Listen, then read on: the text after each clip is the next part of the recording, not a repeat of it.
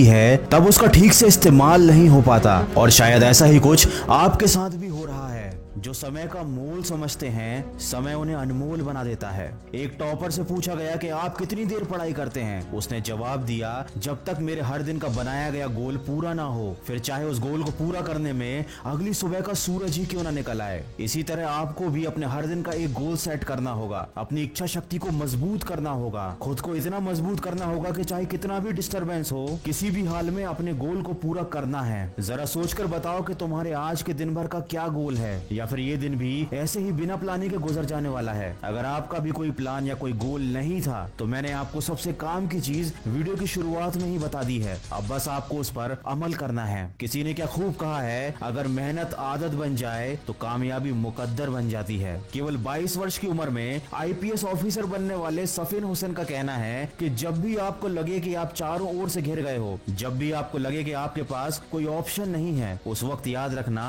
यही वो मोमेंट है जहां से आपकी तकदीर बदलने वाली है। एक हीरा जितना ज्यादा घिसता है उसकी कीमत उतनी ही ज्यादा होती है। अगर अभी परिस्थिति आपके खिलाफ है तो याद रखना आपकी कीमत बढ़ने वाली है। जरूरत है तो सिर्फ आपकी मेहनत और लगन की। हम सब में बचपन में एक आदत होती थी, जब बाजार में किसी खिलौने के लिए हम जिद करते थे तो माँ बाप के लाख समझाने के बाद भी हमको बात समझ में नहीं आती थी। जब तक हम उस खिलौने को पा नहीं लेते थे, कोशिश करते रहते थे। शायद हमारा बचपन ही अच्छा था। कम से कम किसी चीज को पाने की हमारे दिल में शिद्दत तो थी। किसी चीज को हासिल करने के लिए कम से कम हम किसी विकल्प की तलाश तो नहीं करते थे और ना ही कोई सरल रास्ता खोजते थे। वही बचपन वाली जिद हमको फिर अपने अंदर जगानी है। मन को नहीं करने देनी उसकी मनमानी है। खुद को याद दिलाओ, जो ठानी है वह ठानी है, जो तुमको भटका रही है वो सारी बातें बेमानी है। अगर आप एक मिर्च का पौधा लगाते हो तो ये कुछ ही महीनों तक आपको मिर्च देगा, लेकिन ये पौधा इतना ताकतवर नहीं होगा कि लंबे समय तक जीवित रहकर आपको फल दे सके। लेकिन यदि आप आम के पेड़ लगाते हो तो ये 4 साल इंतजार करने के बाद आपको सालों साल फल देते रहेंगे। जिंदगी में सफलता भी कुछ इसी तरह मिलती है। जितना ज्यादा और लंबा संघर्ष उतना ही बेहतर परिणाम होता है।